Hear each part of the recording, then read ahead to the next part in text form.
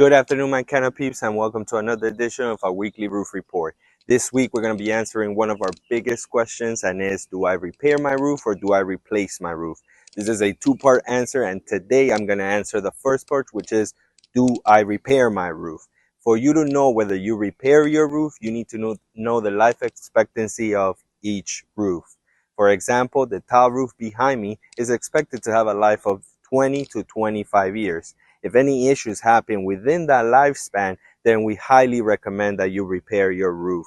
Another reason why you might want to repair your roof is because it's a very targeted area, an area where you just replace that and the life expectancy continues.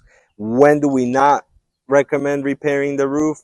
If your roof is getting to that 20-25 year, you might be considering re-roof. Or if you had multiple repairs done already, the roof itself is telling you, hey, replace me. Stay tuned for our second part of this question on our next weekly roofing report. Thank you.